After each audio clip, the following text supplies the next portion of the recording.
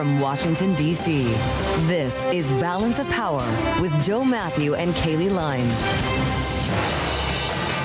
Nicolas Maduro pleads not guilty. Welcome to the Monday edition as the indicted former president of Venezuela is hauled before a New York court to face drug trafficking charges today after being captured by U.S. Special Forces over the weekend.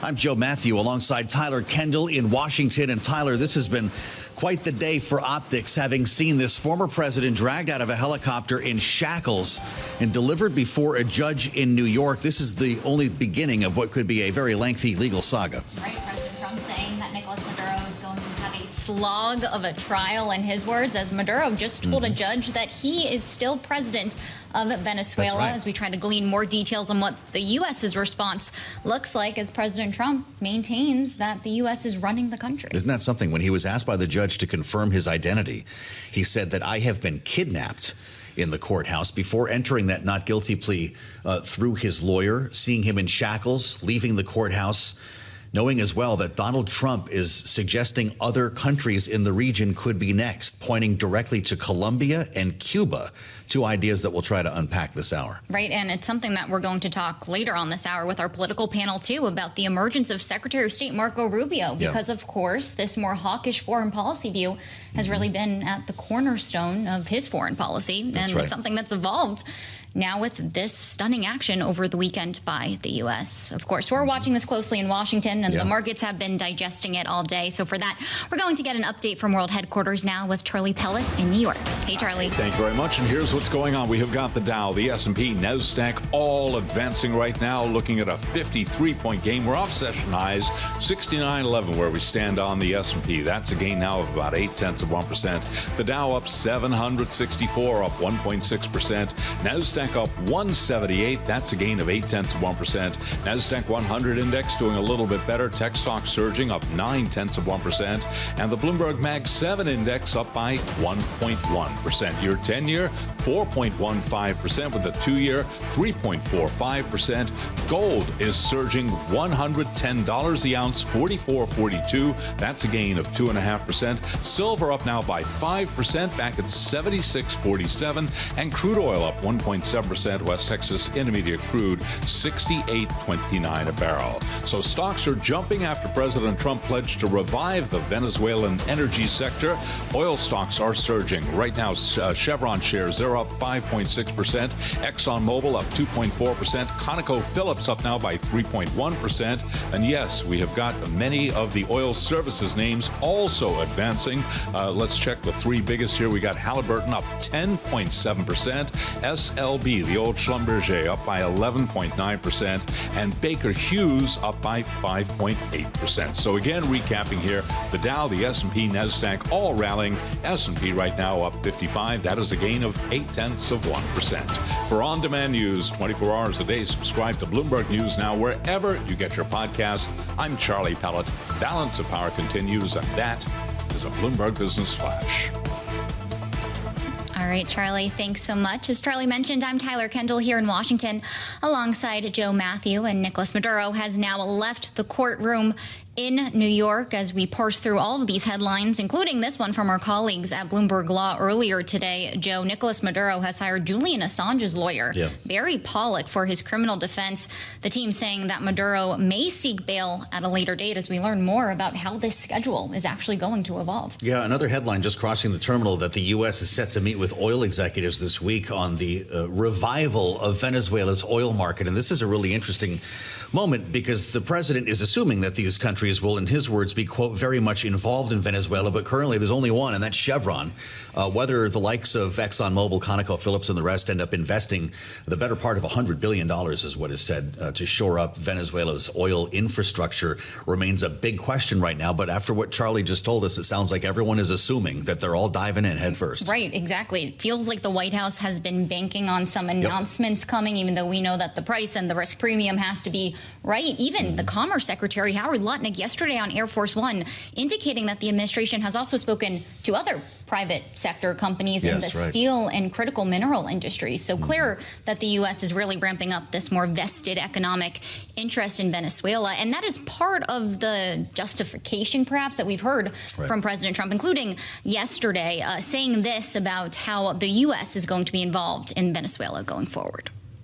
We're going to run the country until such time as we can do a safe, proper, and judicious transition. So we don't want to be involved with having somebody else get in, and we have the same situation that we had for the last long period of years.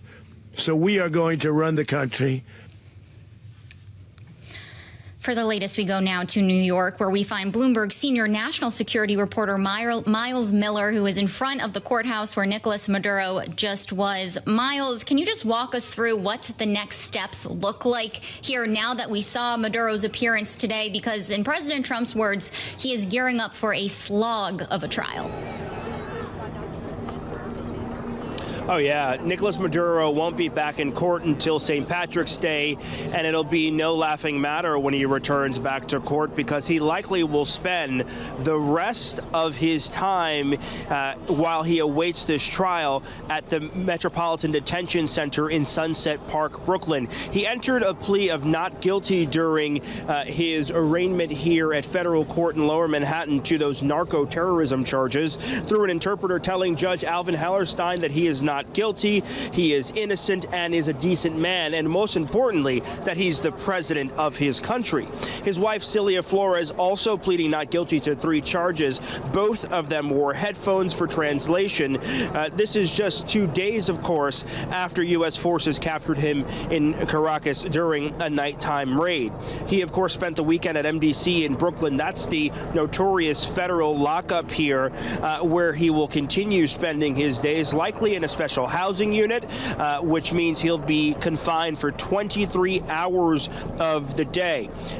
They waived a public reading of the indictment, and for good reason. It's 25 pages long, but prosecutors lay out a case in which there was a narco-terrorism conspiracy benefiting 4 gangs, including the Sinaloa cartel and Tren de Agras, and they believe that starting in 2000 and going up until about 2020, that they moved over 250 tons of cocaine per year through Venezuela, and that happened facilitated by Maduro and his wife, getting passports, diplomatic passports for drug dealers, using state oil company planes in order to get those drugs all over the world. Also charged is their son, the Interior Minister, former Interior Minister, and the former leader of Tren de Agras in Venezuela.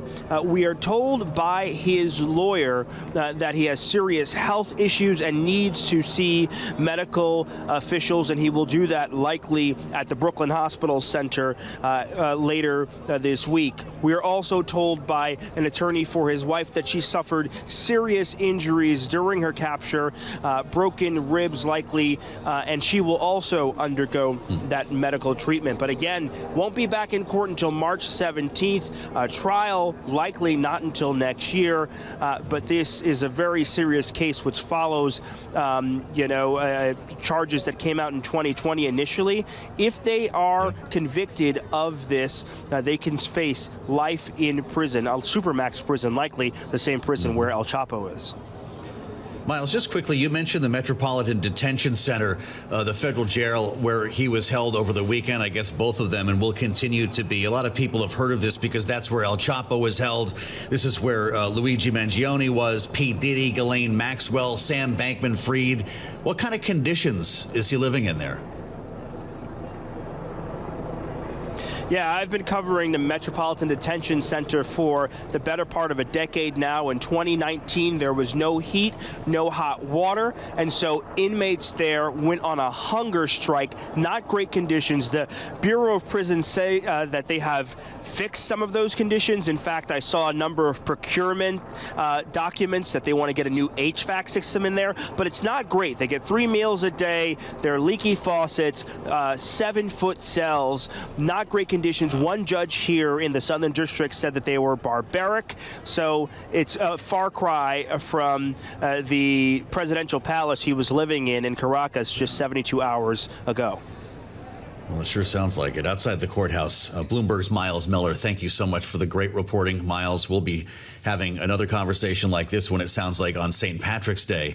But there are still huge questions about what happens in Venezuela itself, if in fact the U.S. is running the country, as the president said, and how all of this will be secured in the meantime, including the oil fields that are apparently going to be in store for a massive U.S. investment. Here's what the president said himself.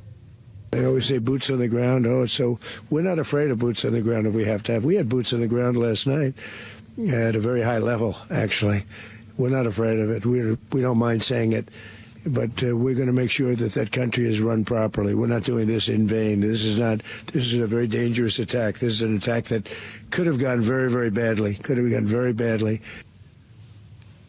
When it comes to who's actually running the country as well, there are big questions, as the Secretary of State Marco Rubio was asked repeatedly on Sunday morning television if he was in fact running Venezuela, as the president suggested at Mar-a-Lago on Saturday morning. He did not affirm those questions. Eric Farnsworth has been watching all of this unfold for a couple of days now, and I'm really glad he's with us. Tyler, the senior associate with the Americas program at CSIS, the Center for Strategic and International Studies, former White House State Department official who has been watching all of this unfold along with us. Eric, it's great to have you at the table today in Washington. Thank you for coming to talk to us. Who is running Venezuela right now, if not Delcy RodrÍguez, who was sworn in officially Saturday morning and has had a lot of different things to say since then, condemning the capture of Maduro on Saturday and then pledging to cooperate with the U.S. on Sunday. Is she part of the group the president refers to running the country? Well, Joe, it's so great to be back with you and Tyler and the Bloomberg group here. You know, that seems to be the case. It's an evolving situation. Clearly, it's what both the President and Secretary of State have said, that Delcy RodrÍguez will be the acting president for the foreseeable future. I think there's a big question about how long the foreseeable future actually is. Is this a matter of days, is it a matter of weeks, or even longer? I think that's a really important point, because many of the Venezuelans who have been celebrating this activity on Saturday, and I think if you look around the world, Venezuelans almost uniformly have, they still want to see democracy come to the country, and so this transition period, I think, may be a necessary part of the transition, but it's but what is it going to? And I think that's where the questions really are. Well, let's dig into that timeline a little bit, because as we were mentioning before, President Trump has repeatedly said that he wants to see Venezuela's oil industry rebuilt before we see a transition to democracy. Yesterday, he told reporters on Air Force One the country needs to be fixed, in his words, before he'll get into talking about any potential election dates. What do you make of that argument, that Venezuela needs more economic stability before we could see this democratic transition? What are the risks there, the balance, if it would result in potentially a delay in those elections taking place? Yeah, I think it's a really important point. I was involved in the State Department in the aftermath of Operation Just Cause when the U.S. invaded Panama.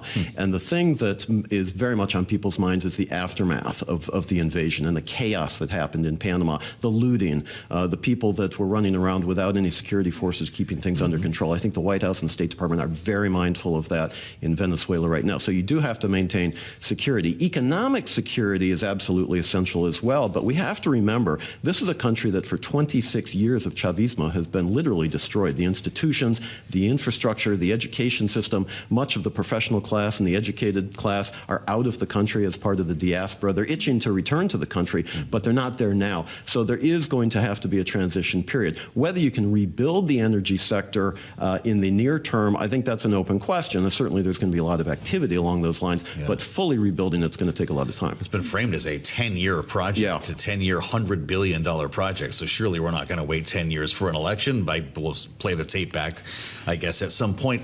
Eric, I guess I'm curious about questions the administration's decision to leave essentially the regime in place without its leader, and whether that will prompt a sort of de-Baathification, if you will, inside Caracas that could lead to more turmoil. You're talking about, roving bands on the streets of Venezuela. This could be a security nightmare, could it not? Well, as I say, the administration wants to make sure that that doesn't happen. How do you prevent it? Well, what they're trying to do is maintain the essential elements of the security forces in place to maintain security. And again, another Venezuelan security. Venezuelan security. And you have a real challenge here because, of course, until Saturday, and perhaps even now, they're completely loyal to Maduro and to the regime. Right. That's been the key element for years of U.S. policymakers, both Republicans and Democrats, suggesting that in order for democracy really to return to Venezuela and to take root, you have to have the loyalty of the security forces because they have to maintain order and control. The de-Baathification effort in Iraq, I think many people, again, are mindful of that example. They don't want to repeat those mistakes. They're going to leave in place the elements of security until such time as a real political transition can take place. But again, that's an indeterminate time frame, and people's expectations are high, and you want to maintain that momentum. Well, when we're talking about signals, what about President Trump saying yesterday that they're considering reopening the U.S. Embassy in Caracas? What kind of message would that send? How does that sort of play into the discussion we're having here about what U.S. communication is going to look like on the ground? Because I believe the embassy's been closed since 2019. Correct. And that's actually something I've advocated for in the last 48 hours. Get the embassy reopened, get a presence on the ground, help coordinate activities both of the United States, but also, frankly, of some of the international community. There's a huge humanitarian effort that's going to have to begin.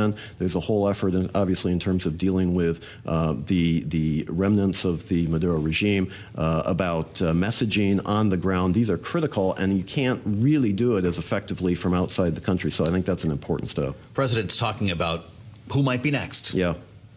He flagged Colombia. He flagged Cuba, both last night while talking to reporters on Air Force One. Let's give it a listen. Cuba looks like it's ready to fall. I don't know if they can hold out. But Cuba now has no income. They got all of their income from Venezuela, from the Venezuelan oil. They're not getting any of it. And Cuba literally is ready to fall. And you have a lot of great Cuban Americans that are going to be very happy about this. You see Lindsey Graham standing right next to the president there. He said, just wait for Cuba. Their days are numbered. Is he right? Well, I think what that refers to is that Cuba really has been dependent on oil from Venezuela. Is it as simple as that? So we're not putting boots on the ground in Havana. How about Colombia? Could they be targeted in a similar way? I would not see that happening at all. Look, I mean, Colombia actually has presidential elections in May, excuse me, parliamentary in March, but presidential elections in May. So President Petro is not going to be president much longer in Colombia anyway. He can't run for re-election. So that process is going to play itself out. But I think, look, the administration is fully occupied right now on Venezuela. They have their hands full. Yeah. This is a big deal. It's a tactical major success. They have to turn it into strategic success. That's going to take the time and effort of the administration at the very highest levels. Is there appetite? Is there bandwidth, frankly, to start doing this with other countries? I would argue no. I would also argue that, in fact, Venezuela is somewhat a special case because this issue has been ongoing for years. Maduro has been under indictment for years. In fact, it was President Biden that first put the bounty on his head of $25 million that President Trump raised to $50 million. So this has been going on for a while. There's not an equivalent scenario of other countries in the region. But this is something that has captured the attention of people around the region. I think you're quite right to raise it. But we'll have to see how it develops. Who's getting that money, Tyler? Do we know? Is anyone getting that reward money? I think the president did mention it. I think during the conference he said, "I think we're gonna keep that one." Okay, maybe we will. Could I just mention one other quick thing?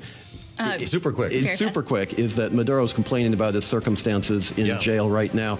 He's been a chief torturer in Venezuela. He needs to close Helicoide, which is the main torture center. That's where the conditions are really bad. All right. Eric Farnsworth, Senior Associate with the Americas Program at the Center for Strategic and International Studies. Thanks so much for joining us. Keep with us. We'll have continuing coverage of what's happening in Venezuela. Up next, this is Balance of Power on Bloomberg Television and Radio. The Venezuela Assembly will swear in Delcy RodrÍguez later Monday. She's an official that the Trump administration has signaled they feel they can work with, as President Trump says that the U.S. will run Venezuela, and we are waiting on additional details on what that cooperation is going to end up being. If you're joining us on Bloomberg Television, you'll see live pictures now. And for our radio listeners, it appears that Nicolas Maduro is in a motorcade heading back to the federal detention center in Brooklyn after Joe Mathieu. He had that appearance, his first appearance in federal court in Lower Manhattan today. Not guilty. The plea, not a big shocker there, as the former president of Venezuela now settles into his digs in New York. This is a notorious prison where he's being held at a detention center that Myles Miller was describing to us a short time ago. This is where El Chapo was held, where P. Diddy was held, didn't even have running water or heat in some instances over the past couple of years. So a far cry from the presidential palace that he was pulled out of on Friday night into Saturday morning. This is something that we want to play to the panel because the political implications here, just like the legal and economic implications, are huge. And we're joined now by Bloomberg Politics contributors Rick Davis and Jeanne Zaino. Rick is a partner at Stonecourt Capital and our Republican strategist. Jeanne is democracy visiting fellow at Harvard Kennedy School's Ash Center.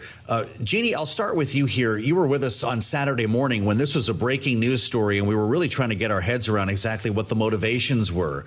Since then, President Trump has said that we are running Venezuela, and there have been great questions about what he describes now as the Donroe Doctrine, not the Monroe Doctrine, and how that exactly jives with the rhetoric that we heard from President Trump against interventionism as a candidate and even as a former president. Is this a new leaf for Donald Trump? How's it going to play for MAGA?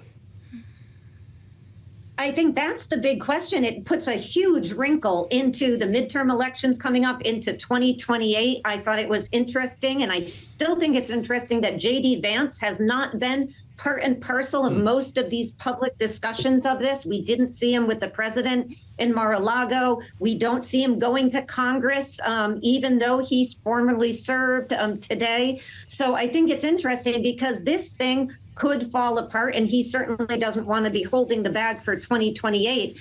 We haven't heard much pushback from MAGA yet, although we heard a little bit from the usual suspects, Tom Massey. We heard Marjorie Taylor Greene, who I think you and Tyler can correct me. I think today is her last day in Congress. So Mike Johnson's got to be celebrating that. We've heard them push back, but so far we've heard mostly support. That could change depending on how this rolls out. And I think there's so many questions. So I think for Congress, it's going to depend on what do they hear from their constituents and how does this thing unfold? The American public in polling at least tells us they don't want boots on the ground. They don't want interventions like this. And that's why Donald Trump ran on this for 3 elections and now has decided that he is going to violate that promise, and MAGA may not be happy with that in the end. Right, what they hear from constituents and also what they hear from senior administration officials, because it's our understanding that there's going to be a large briefing on Capitol Hill later today where they are going to be asking a ton of questions of officials about how this unfolded. But Rick, to pick up on this conversation, could this be a unifying factor for the Republican Party, considering it has broadly been applauded beyond those that Jeanne mentioned? And really, we've spent the last few weeks, months, talking about how divided the Republican Party seemed to be when it came to domestic issues like the way forward on health care. Yeah, I totally agree. I think it is a unifying concept, both for MAGA and the more general party that I've been a part of for the last 40 years. Look, I mean, everyone's talking about the Donroe Doctrine. Teddy Roosevelt was the first corollary to the Monroe Doctrine, and he basically had the same view. If there are leaders in Latin America that we don't like, we ought to get rid of them. And Donald Trump is basically playing the Teddy Roosevelt card here. And that makes a lot of Republicans happy. MAGA likes it when Donald Trump is a bully and tough guy. They like it when he talks about taking economics out of one country and putting it into ours. They're going to like this. It's not a popular thing in polling prior to the attack. Quinnipiac had our intervention in Venezuela at 60%. But when we are successful, and we were successful in this endeavor, the American public rallies to the support of the chief executive and to the military. And the military is not a small factor here. They distinguished themselves in this operation. Their public image will improve because of this. and that inures to the benefit of Donald Trump and the administration. So, yeah, I think it's a strength builder for Republicans. And by the way, it gives them something to talk about other than being on defense about affordability and health care. And that has completely taken Democrats in Congress off of their core message. What are the risks there, though, Rick? President Trump says we're not afraid to have boots on the ground. But you know, of course, what that could mean when it involves securing not only Caracas, but the oil fields and a number of other interests who don't want to see the U.S., quote unquote, running Venezuela.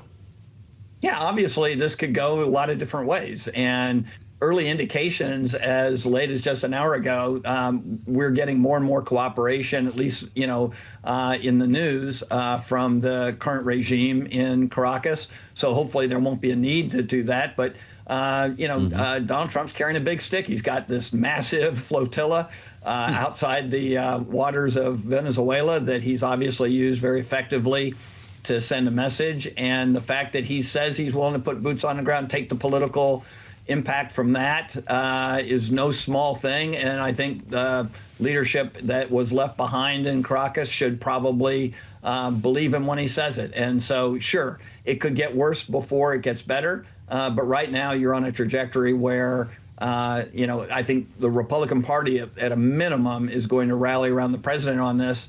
And there's potential great upside for our influence in the region and getting rid of some really bad actors from our backyard.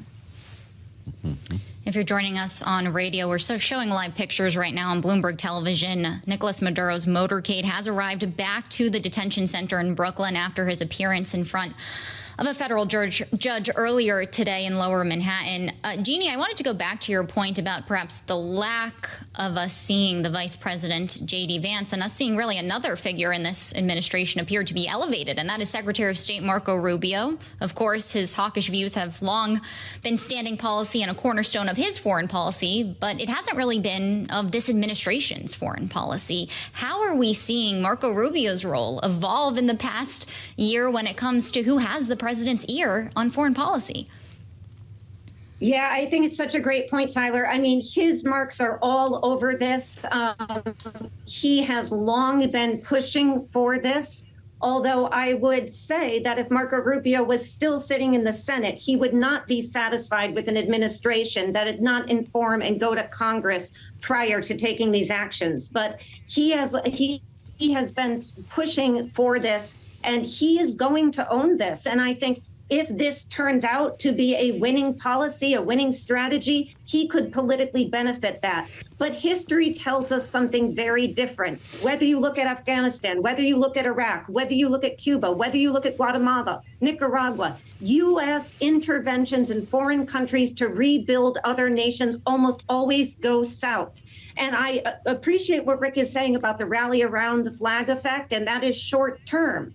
Long term, it has had exactly the opposite impact, with a few minor exceptions surrounding World War II. This is the problem for the president politically. This is going to be the problem for Marco Rubio. And I think this is why we see the vice president trying to walk this fine line of not hugging this too close. And I would also say that we need to trust the American public, that by and large, regardless of where they stand politically, they believe in the Constitution. And the Constitution says very clearly, Article 2, you cannot go into a foreign country and remove the president without the authorization of Congress. There's no ifs, ands, or buts about this. This was a violation of U.S. law, UN Charter, the U.S. Constitution. And long term, the president and Marco Rubio are probably going to pay a political price for that if history tells us anything. Back to Capitol Hill for a minute here. Rick, Democrats plan to force a war powers vote in the Senate this week. It won't be the first time. I'm assuming you see that failing. Maybe you can tell me if I'm wrong. But to what extent could the argument over the mission in Venezuela slow down the debate over defense appropriations as we head for a funding deadline at the end of this month? Yeah, this is the thing that I'm most perplexed about. The barn door is already open and all the horses left. War powers is after the fact. It doesn't really matter, and it's going to fail anyway. So why does Schumer invest so much in that and not the winning formula that he had before the last shutdown, which was talking about affordability and the healthcare crisis? That is going to raise its ugly head again before the end of the month is out. You would think the Democrats would want to get started on that right away. And there isn't a deal between the Senate and the House right now on how to handle these appropriations. So it could get messy, within the Republican leadership ranks around the Appropriations Committee. And the last thing that Tom Cole is saying, chairman of the House Appropriations Committee, is defense, HHS, and labor are going to be the last things he does, because those are the hardest things to do, as you point out. So there's a lot of wood to chop here.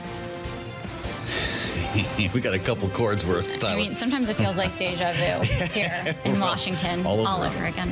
All right, our political panel today, Rick Davis and Jeanne Zaino, both political contributors here at Bloomberg. Stick with us. We're going to have the view from Europe next. This is Balance of Power.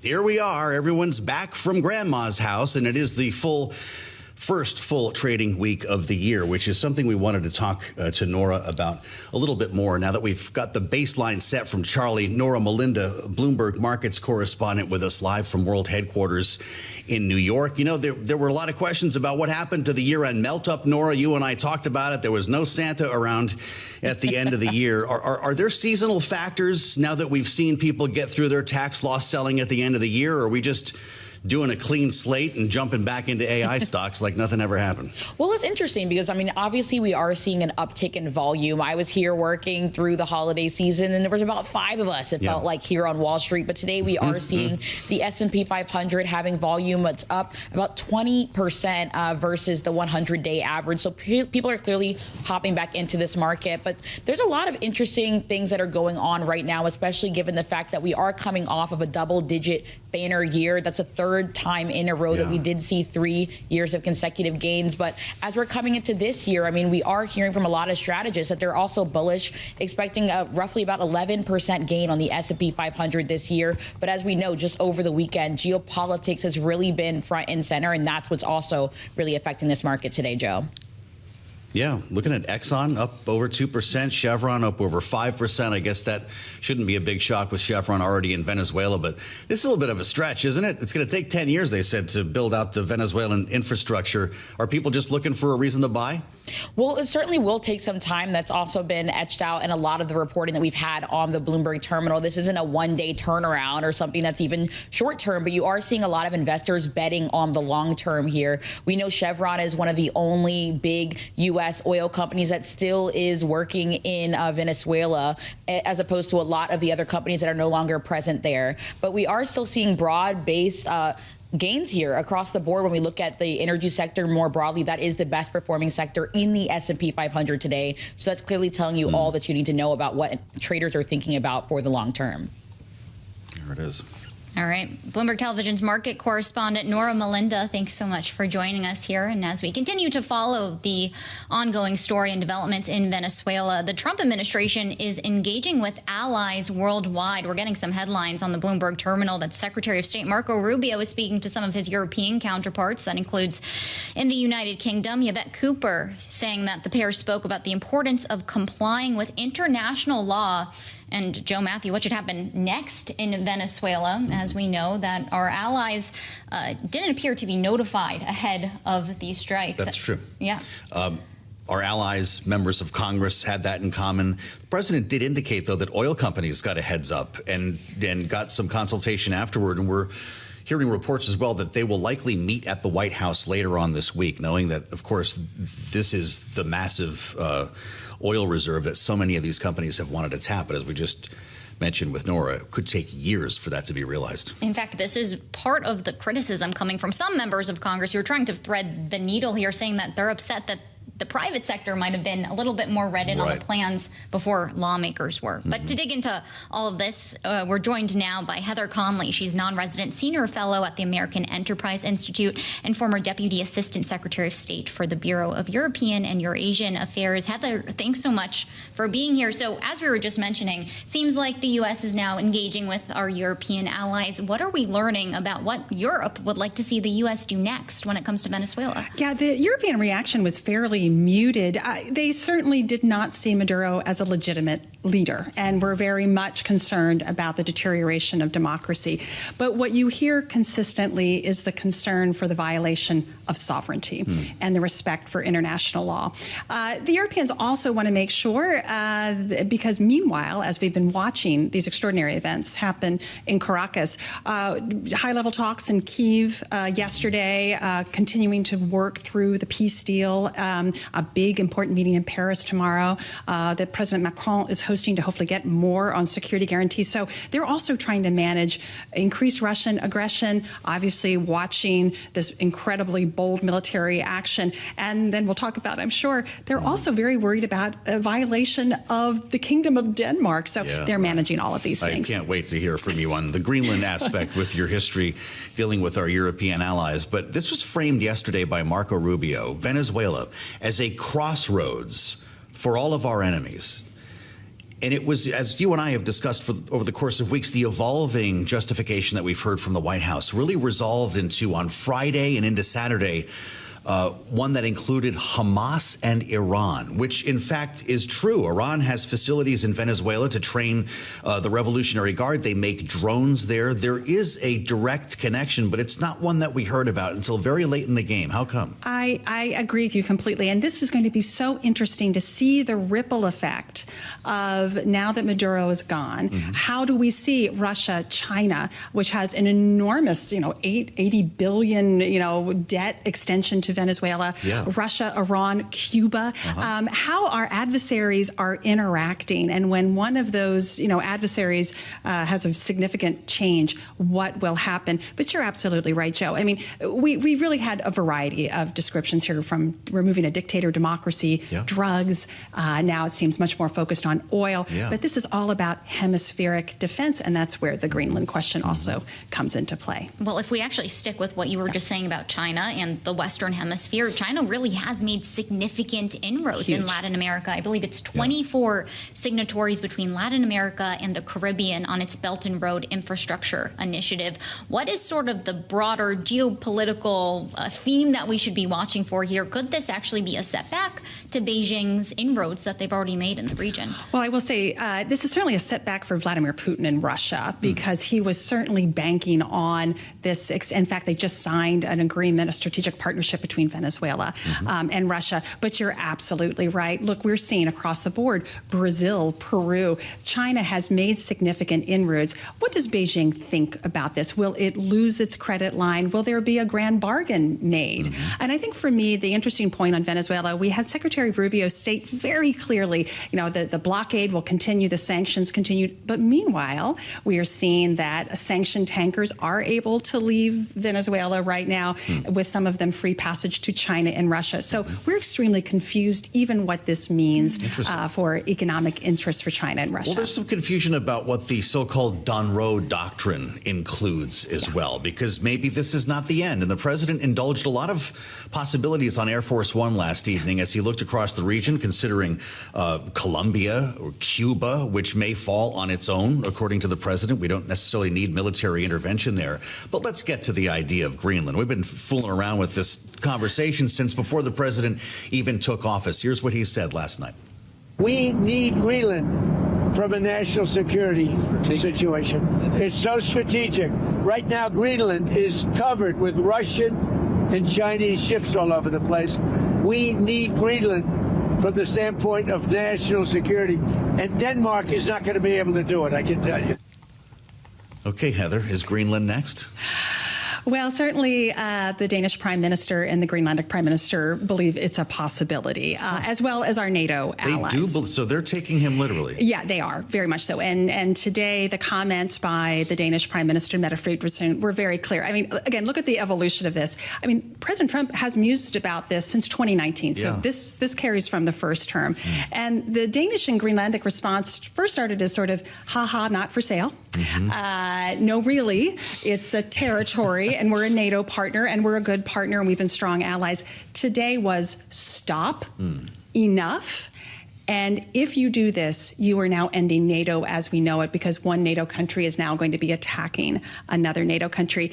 Interestingly, you had British Prime Minister Keir Starmer, who was, again, on Venezuela going, Maduro was illegitimate, we don't like this.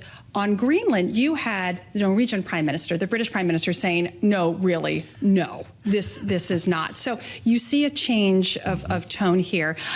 Again, I think there'll be pressure that the administration is going to continue to bring to bear on Greenland. But Greenland is important for U.S. national security, but we have a base there. We have a strong relationship. The Danish government, the Greenland government will allow us to do more, but it's not about annexing or purchasing the territory. We actually have, Tyler, the tweet from Denmark's Prime Minister.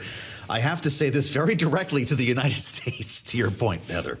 It makes absolutely no sense to talk about the need for the U.S. to take over Greenland. The U.S. has no right to annex any of the 3 countries in the Commonwealth. Pretty straightforward. I mean, yeah, and as you're putting into context for us, pretty big, huge news and a pretty big shift, because it was a redhead on the Bloomberg terminal that Denmark says a U.S. attack on Greenland would mean the end of NATO.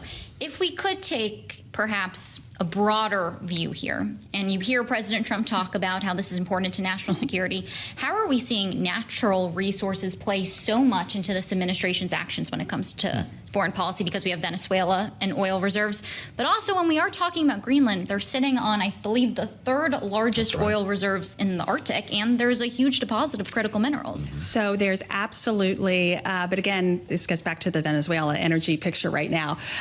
We have to be very clear about what's on the ground. We do see, critical minerals mining in Greenland. There is very limited infrastructure. It will take decades plus.